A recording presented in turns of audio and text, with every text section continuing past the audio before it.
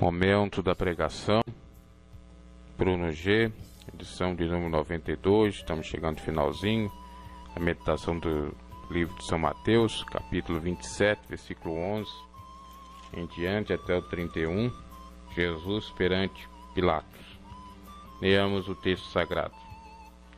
E foi Jesus apresentado ao presidente, e o presidente o interrogou, dizendo: És tu o rei dos judeus?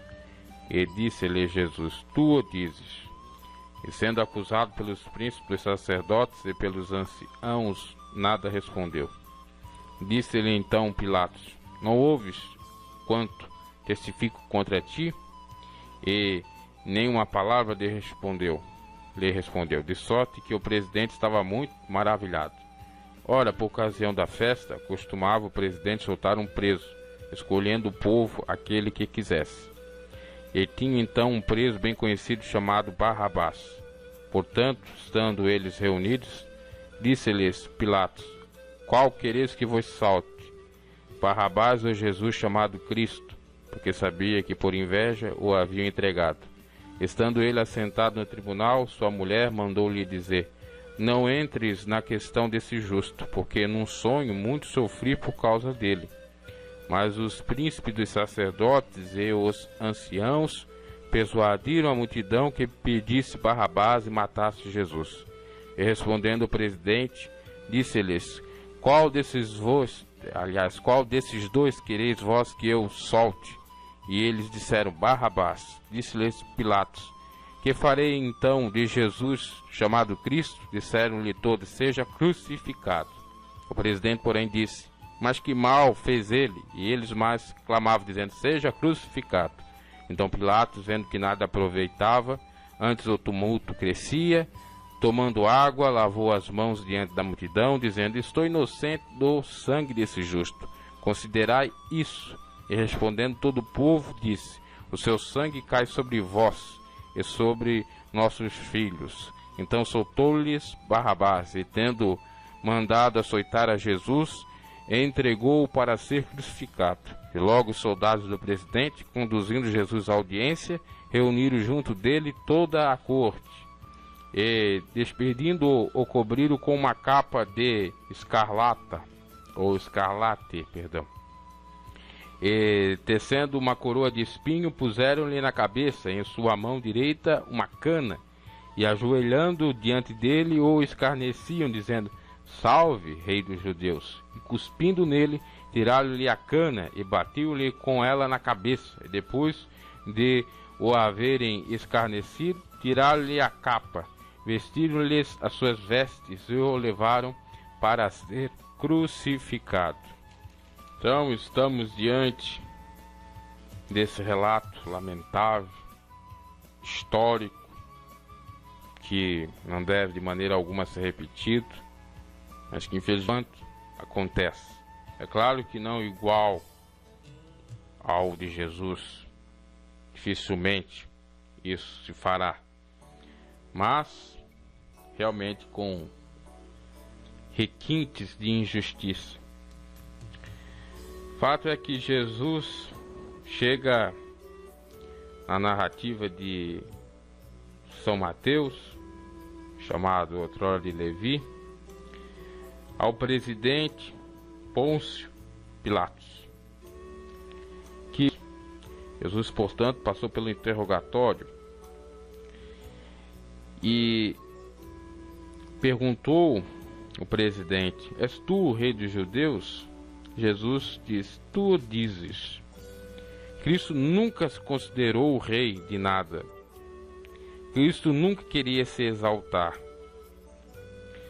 E sabia que se dissesse qualquer coisa também no interrogatório, poderia ser contra ele, como comumente hoje faz, né? Inclusive tem a lei do silêncio. Se quiser calar ou só falar diante dos advogados, é possível. E sendo acusado pelos príncipes dos sacerdotes e pelos anciãos, nada respondeu. A acusação, como já preguei, era infundada, uma falácia, uma mentira, pelo fato de ele ter dito que Em breve o Filho do Homem, assentado à direita do poder e vindo sobre as nuvens do céu, viria. Foi isso. Fundamento. Ou este o fundamento, né? E disse então Pilatos: não houve quanto testifico contra ti? Nenhuma palavra respondeu. Só que o presidente estava muito maravilhado da reação de Cristo, da sua postura, do seu silêncio. Aí muitos dizem: não, quem cala consente. Será mesmo? O silêncio tem também o tom de ironia e pode de fato responder muita coisa também. Ora, por ocasião da festa, seria talvez a festa exatamente ali da Páscoa, costumava o presidente, o governador, a Galileia, enfim, soltar alguém, e escolhendo o povo aquele que quisesse. Então o povo tinha a opção de julgar. Recentemente eu ouvi pessoas dizendo, ligadas à política, que algumas situações deve o povo julgar, deve o povo se manifestar através ou de referendo ou de plebiscito, questões de ordem como exatamente drogas, aborto, legalização de ambos e tantas outras temáticas.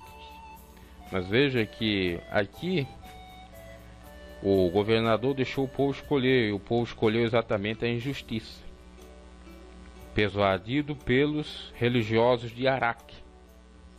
É o que acontece hoje em dia, não tem diferença nenhuma. E tinha então um preso bem conhecido chamado Barrabás.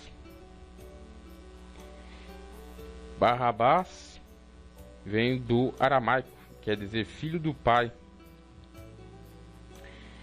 E exatamente é, segundo a história, um sujeito que realmente era perverso, um dos piores bandidos.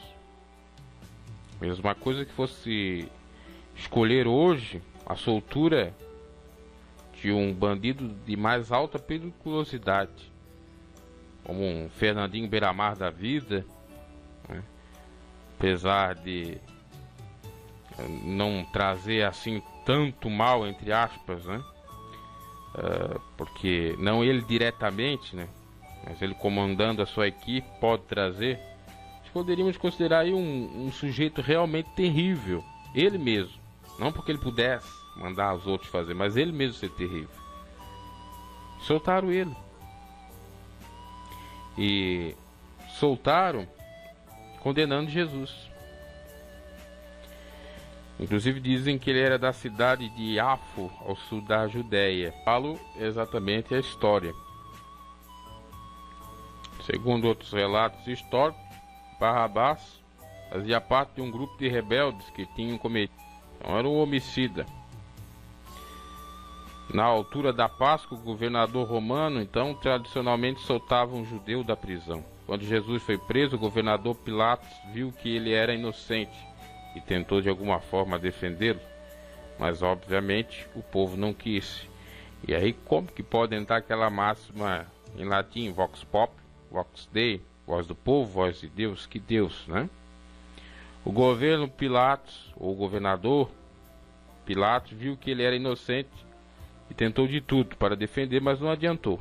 Então Pilatos decidiu usar a tradição da Páscoa para libertar. Foi exatamente aí a sua carta na manga, mas também não deu certo.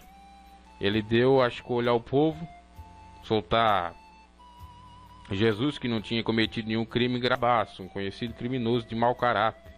Mas contra a sua expectativa, o povo escolheu Barrabás. Pilatos apenas respeitou a escolha e soltou Barrabás, enviando Jesus para morrer na cruz. O assassinato e a insurreição eram crimes com pena de morte. Se Barrabás não tivesse sido libertado, ele provavelmente teria sido crucificado. Barrabás merecia morrer, Jesus não. Jesus morreu no lugar de Barrabás. Ninguém sabe o que aconteceu com Barrabás depois. Ele agora tinha uma segunda chance. Podia escolher continuar na sua má vida ou mudar e seguir Jesus, já que Jesus não tinha nenhum pecado. Portanto, cada um de nós é a figura de Barrabás. Nós todos somos condenados a morrer nos nossos próprios pecados, mas Jesus morreu em nosso lugar, conforme 1 Pedro 3,18 fala. Agora nós temos a mesma escolha que Barrabás, depois dessa segunda chance dada por Cristo Jesus. Podemos mudar o nosso destino. Nosso passado não podemos interferir em nada, mas o nosso destino pode ser mudado de alguma forma. Continuando no texto aqui sagrado, portanto, estando eles reunidos, disseram-lhes Pilatos: qual quereis que vos solte, Barrabás ou Jesus chamado Cristo? Porque sabia que por inveja o haviam entregado. Estando ele assentado no tribunal, sua mulher mandou-lhe dizer: não entres na questão desse justo, porque num sonho muito sofri por causa dele. Veja que a mulher de Pôncio Pilatos teve a revelação de que Pilatos estaria fazendo justiça, que era para ele não se meter nessa questão, mas não ficar em cima do muro sem fazer absolutamente nada e ainda fazendo a vontade do povo, forma para que não houvesse aquela injustiça. Por isso que ela deve ter tido esse sonho. No entanto, tudo foi para cumprimento de palavra, né? Ele não fez absolutamente nada.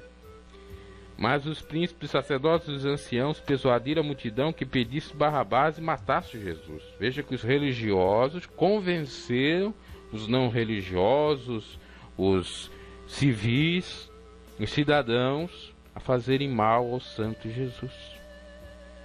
E isso acontece até nos dias atuais. Você pensa que não? Quantos religiosos envolvidos com política, envolvidos em outras áreas da sociedade, fazendo mal aos verdadeiros cristãos, interferindo na vida dos cristãos.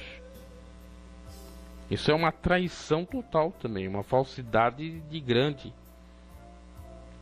valoração, né? É porque os judeus até hoje esperam o verdadeiro Cristo. Esse Jesus não poderia ser o Cristo, porque ia contra tudo que eles pensavam. E eles queriam um Jesus que se insurgisse contra o Império Romano. Como ele não se insurgiu, não tirou eles do subjugo ou do jugo do Império Romano, eles acabaram ainda dizendo que Jesus estava se insurgindo contra o Império Romano, mesmo sabendo que ele não estava se insurgindo. Olha também o contrassenso. Que Jesus veio tirar os cativos da prisão no sentido espiritual e não estrutural, organizacional, não, hierarquicamente também não. E respondendo, o presidente disse-lhe, Pôncio Pilatos: qual desses dois quereis vós que eu solte? Eles afirmaram Barrabás. O povo escolheu o ladrão e não escolheu Jesus. O povo decide e vota sempre errado. Deposita a confiança na pessoa errada. Veja como o povo sem Deus é burro, é asno, faz asneira. O povo sem Deus escolhe errado. Estamos na época das eleições. Como que o povo vai escolher agora? Uma série de emoções se aflorando aí, alguns desejos patriotas ou patrióticos. O que vai ser? Não sei. Tudo aponta para mais um equívoco do povo, como foi um equívoco ter votado no governo lulopetista. Por quê? Não coloca Deus em primeiro lugar. Inclusive agora os candidatos estão colocando tudo Deus em primeiro lugar, porque de fato o nome de Deus traz mais impacto, as pessoas se sensibilizam, né? São pessoas ditas cristãs, mas às vezes só no nome, né? Porque as práticas fazem totalmente errado. E o anticristo vai se assentar no trono de Deus, simbolicamente, não falando de escatologia e tal. Muitos estão votando nos anticristo, porque está falando no nome de Deus, e achando que está fazendo a coisa certa. Porque falar do nome de Deus todo mundo fala. Muitos irão em meu nome, farão isso e aquilo. Muitos em meu nome. Aqui, você não lembra disso que Jesus falou? Vamos usar o nome do Senhor. Porque não hão de ser justificados aqueles que dizem Senhor, Senhor, mas aqueles que fazem a obra de Deus, de fato.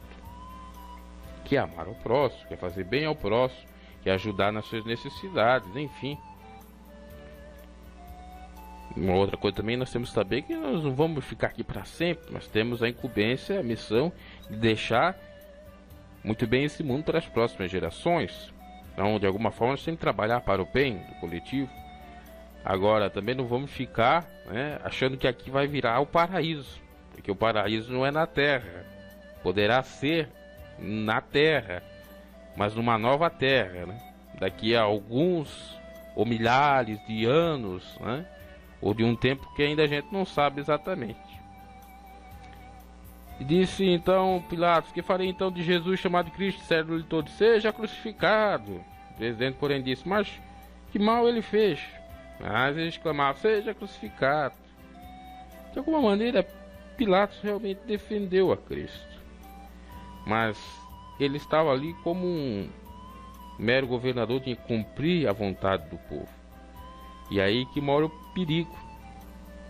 Porque de fazer a vontade do povo se faz mais a vontade do inimigo do que de Deus. E o apóstolo Pedro chegou a dizer: mais vale nós fazer a vontade de Deus do que dos homens. E nesse sentido, Pôncio Pilatos foi covarde.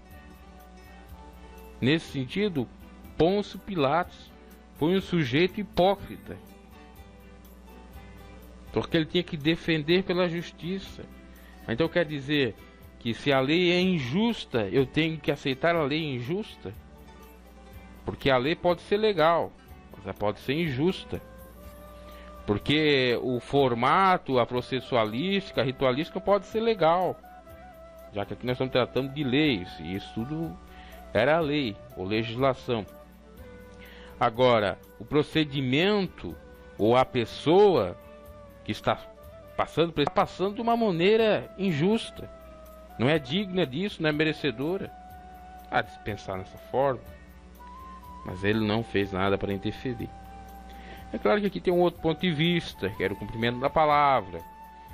Então, se pensarmos assim também, Judas poderia ter alcançado a salvação.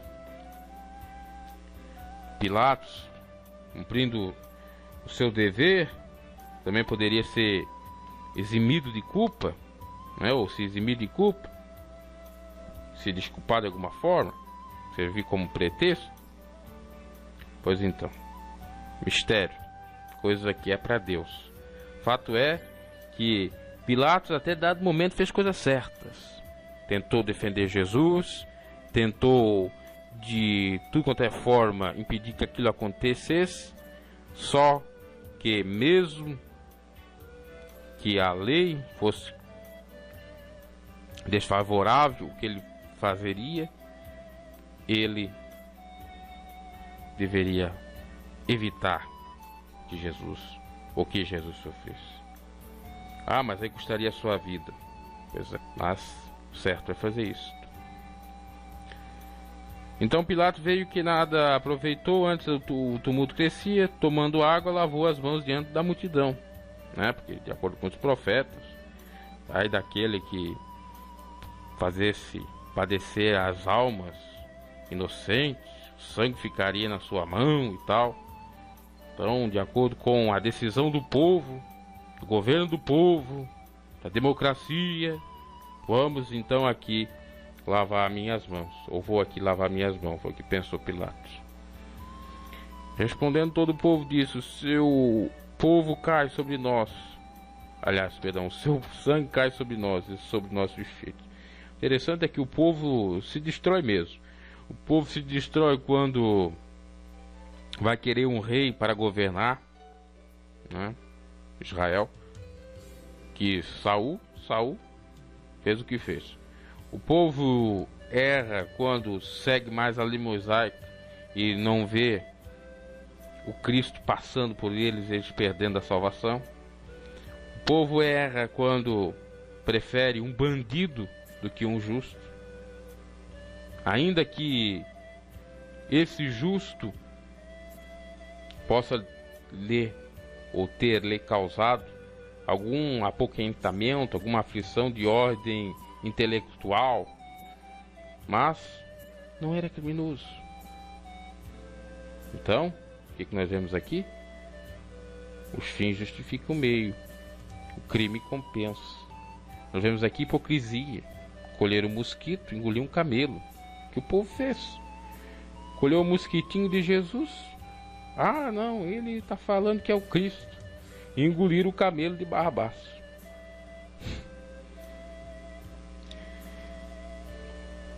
Então soltou Barrabás e, tendo mandado açoitar Jesus, entregou para ser crucificado.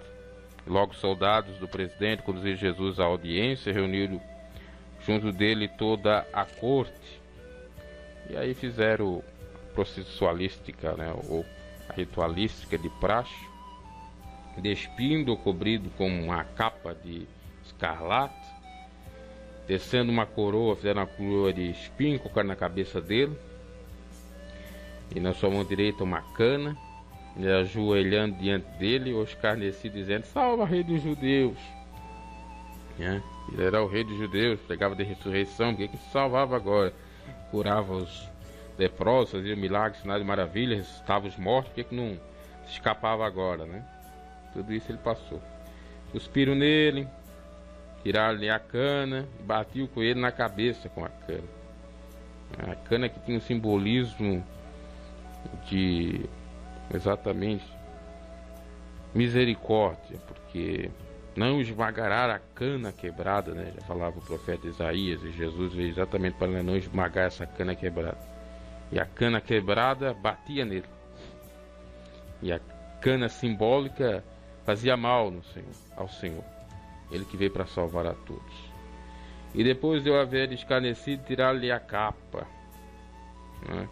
Vestiram-lhe suas vestes e o levaram para ser crucificado. Olha a maldade, a crueldade. O povo gosta mesmo de coisas cruéis, né? De descontar a sua raiva em quem não tem culpa alguma, de lançar suas frustrações em pessoas que são inocentes. O povo realmente é terrível, tenebroso. Lidar com o povo não é fácil. Jesus provou disso tudo. No mundo tereis aflições, mas tereis bom ânimo, porque eu venci. E até isso ele venceu. É lastimável, meus caros.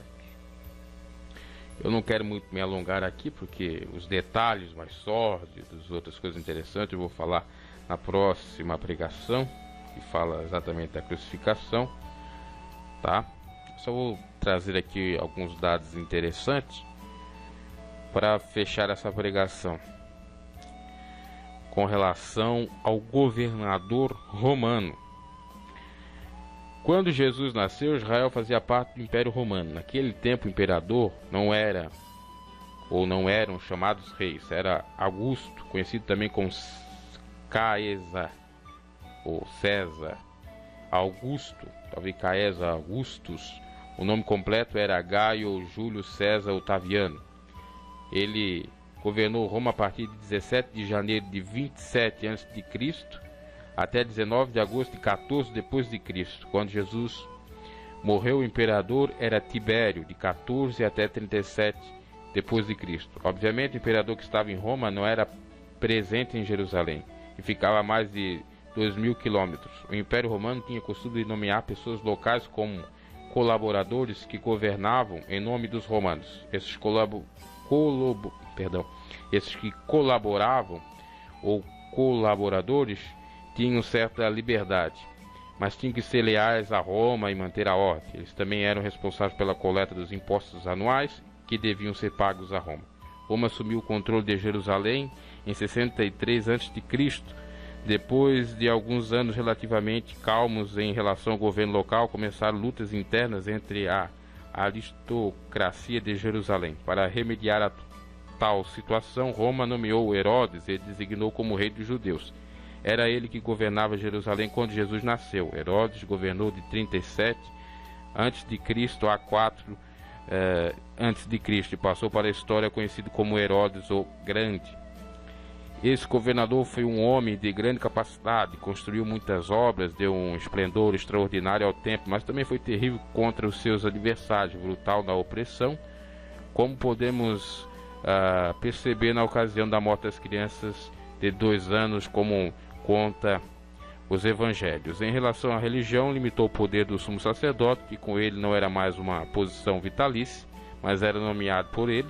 Nomeou e depois 7 sumos sacerdotes durante seus 33 anos de reinado. Restringiu o papel deles às funções religiosas do templo.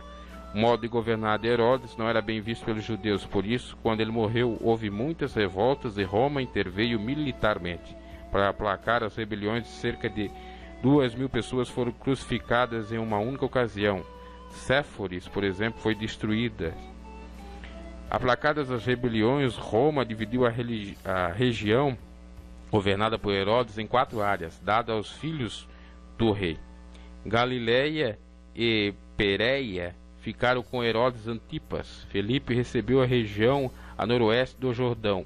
Arquelau ficou com a Judéia e a Samaria. No ano de 6 depois de Cristo, Roma tirou Arquelau do poder e começou a comandar sua parte do território com governantes bondados de Roma, como era Pôncio Pilatos, quando Jesus morreu. Os contrastes entre Jerusalém e Roma se aplacaram até que em 70 depois de Cristo destruiu a cidade e também o templo, que não foi mais reconstruído. Quando Jesus nasceu por volta do ano 5 a.C., o imperador romano que estava no poder era Augusto. Quem delegou para Roma governar a Terra Santa era Herodes, o Grande. Como sabemos, por causa de erros cálculos, a data de nascimento de Jesus não foi no ano 0, mas em alguns anos antes. Ok? É a título de curiosidade aí. Nós sabemos de fato que eram os governadores da época, até do nascimento de Jesus até a sua morte. Até a próxima.